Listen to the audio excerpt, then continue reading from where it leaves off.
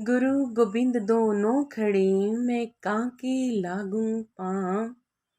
बलिहारी गुरु आपने, जिन गोबिंद दियो मिलाए। जब ध्रुव को विष्णु भगवान के दर्शन हुए तो सबसे पहले नमन महात्मा नारद जी का किया। नारद जी जिन्होंने गुरु रूप में आकर बालक ध्रुव को भगवान से मिलने का रास्ता बताया और नाम दान दिया। कौन है ये बालक ध्रुव? बालक ध्रुव 5 साल का एक बच्चा था। इनके पिता की 2 रानियां थी।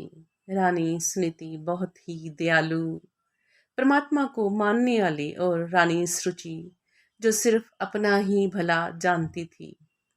एक बार क्या होता है कि राजा कहीं दूर से यात्रा करके जब घर वापस आता है तो राजा का सम्मान करने के लिए श्रुति की बजाय सुरुचि आती है तिलक करने के लिए। गुरु जो राजगुरु होते हैं वो ये कहते हैं कि ये हक जो है ये श्रुति का है, लेकिन सुरुचि ईर्ष्या की भरी होती है जो कहती है कि नहीं, अब महारानी मैं हूँ। क्या होता है, बालक ध्रुव जब पिता मिलने के लिए नहीं आते तो पिता के पास रुचि के महल में आते हैं। रुचि क्या करती है, एकदम से पिता की गोद में जब बालक ध्रुव बैठने लगता है तो खींचकर दूर फेंक देती है और कहती है कि अगर बाप की गोद में बैठना था, पिता की गोद में बैठना था तो मेरी कोख से जन्म लेना था। जा जाना है तो विष्णु की गोद में बैठ। ये सुनकर ध्रुव अपनी माँ के पास जाता है और कहता है कि माँ, माता सुरुचि ने मेरे को ऐसे घर से निकाल दिया, पिता की गोद से निकाल दिया और विष्णु की गोद में बैठने को कह रही है। कौन है ये विष्णु?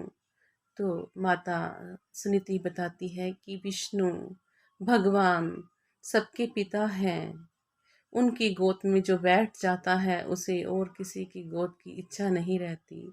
सबसे बड़ी गोद उनकी ही है। राजाओं के राजा, सम्राटों के सम्राट भगवान विष्णु ही हैं। क्या होता है, ध्रुव को ये बात मन में लग जाती है। रात को जब माता सो रही होती है तो माता को नमन करके गुरु ध्रुव बाहर निकल जाता है अपने घर से। और उधर क्या होता है कि जब बालक ध्रुव विष्णु भगवान की खोज में निकलता है, बैकुंठ नगरी में विष्णु भगवान और लक्ष्मी जी ये सब नज़ारा देख रहे होते हैं। माता लक्ष्मी एकदम से कहती है कि बालक ध्रुव ये क्या कर रहा है, आधी रात को घर से निकल पड़ा आपको मिलने के लिए। भगवान विष्णु आप खुद क्यों नहीं जाते उसको मिलने के लिए? भगवान कहते हैं कि अगर विधाता ने लिखा है मेरा मिलन उससे हो तो विधाता ने जैसे लिखा है वैसे ही होगा। मैं उसके काम में हस्तक्षेप नहीं करूंगा। माता लक्ष्मी कहती है कि अगर आप नहीं करेंगे, मैं तो माँ हूँ, छोटा सा बच्चा आपको मिलने के लिए तड़प रहा है, व्याकुल है, लेकिन मैं माँ हूँ, मैं ज़रूर जाऊंगी, मैं अपना फर्ज ज़रूर निभाऊंगी। जब कोई मालिक को मिलने के लिए व्याकुल हो उठता है तो जो ताकतें इस दुनिया को बनाने के लिए बनाई गई हैं वो भी उसकी रक्षा के लिए आगे आ जाती है, जो मालिक के लिए ही सिर्फ चाहत रखता है। क्या होता है, ध्रुव जंगल में जब जा रहा होता है तो डाकू बैठे होते हैं लूटने के लिए। डाकू देखते हैं कोई राजकुमार है, उसके सारे हीरा मोती ले लेते हैं और उसको मारने के लिए जैसे ही पहाड़ी से नीचे फेंकने लगते हैं, माता लक्ष्मी का सांप आ जाता है और उनको डस लेता है। माता लक्ष्मी आकर उसे कहती है कि बेटा, तुम इस जंगल में क्यों इतनी रात को आए? ध्रुव बताता है कि मैं विष्णु भगवान की खोज में आया हूँ। आप कौन हैं? तो माता लक्ष्मी कहती है कि मैं तेरी माता ही हूँ और खाना खिलाती है। उधर भगवान भी जब कोई मिलने के लिए भगवान को व्याकुल होता है, तो भगवान भी रास्ता बनाना शुरू कर देते हैं अपने तक आने का। भगवान विष्णु नारद जी को भेजते हैं। नारद जी ध्रुव को बताते हैं कि अगर भगवान से मिलना है तो तुम्हें भगवान की भक्ति करनी पड़ेगी, उनके नाम का सुमरन करना पड़ेगा। जाओ, जंगल के बीच में जाओ, वहाँ एक जगह बैठकर भगवान वासुदेव का मंत्र जाप करो, तभी भगवान तुम्हें मिलेंगे। इधर माता लक्ष्मी, उन्हें ये होता है कि कहीं जंगल के जानवर ध्रुव को खा ना ले। वो माता पार्वती जी के पास पहुंचती है और कहती है कि आप सेहराज से बोलिए कि ध्रुव की रक्षा करें।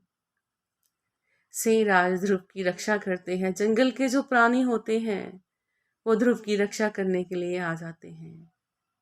यह है मालिक के नाम का सुमरन। जब हम मालिक की तरफ एक कदम बढ़ाते हैं तो मालिक की सारी ताकतें, जो मालिक के बंदों से प्रेम करती है, मालिक अपने लिए रास्ता खुद ही बनाना शुरू कर देता है कि ये मेरे पास जल्दी से जल्दी पहुंचे। तो मालिक की सभी ताकतें भी साथ देती है। लेकिन क्या होता है कि मन शुद्ध होना चाहिए, भाव सिर्फ उसको मिलने का ही होना चाहिए। क्या होता है कि ध्रुव देव भगवान का सुमिरन करने में लग जाता है, अन्न जल भी छोड़ देता है। अंधेरी अग्नि कोई भी कुछ भी उसका बिगाड़ नहीं पाती। और एक दिन भगवान विष्णु उसको दर्शन देने के लिए आते हैं। तो ध्रुव पहले नमन करता है महात्मा नारद जी का। कहता है कि अगर आप ना होते तो मैं कभी भी भगवान से मिल ना पाता। ये मेरे गुरु की महिमा है, मेरे गुरु का नाम है, जिसने मुझे भगवान विष्णु से मिलन करवाया। भगवान विष्णु उसे अपनी गोद में बिठाते हैं और उसे उसकी नगरी तक छोड़कर आते हैं और आशीर्वाद देते हैं कि ध्रुव, तुम इतने छोटे बच्चे, 5 साल के बालक ने इतना दृढ़ निर्णय लिया कि मैं भगवान को मिलूंगा। तुम्हारे इस दृढ़ निर्णय की वजह से तुम्हारा नाम सबसे बड़े भक्तों में लिखा जाएगा और नक्षत्रों में भी तुम्हारा एक नक्षत्र, तुम्हारा ध्रुव के नाम से पहचाना जाएगा। तुम्हारा ध्रुव धाम माना जाएगा। तुम जाओ अपनी नगरी, अपने माता पिता से मिलो, वो तुम्हारी राह देख रहे हैं। ध्रुव अपनी नगरी जाता है। उधर सुरुचि भी अपने कर्मों की वजह से रो रही होती है, माफ़ी मांगती है ध्रुव से। ध्रुव माफ़ कर देता है और अपने माँ बाप को मिलता है और कहता है कि ये सारा कुछ तो मेरे छोटे भाई उत्तम का ही है, जो मुझे भगवान ने दे दिया, मेरे को इसके सिवा कुछ भी नहीं चाहिए। तो ऐसे ही होते हैं भगवान के भगत। तो ये थी महात्मा ध्रुव। कैसी लगी आपको हमारी स्टोरी? अगर आपको मेरी स्टोरियाँ अच्छी लगती हैं तो आप मेरे चैनल को सब्सक्राइब ज़रूर कीजिएगा, लाइक और शेयर भी कीजिएगा। ओके।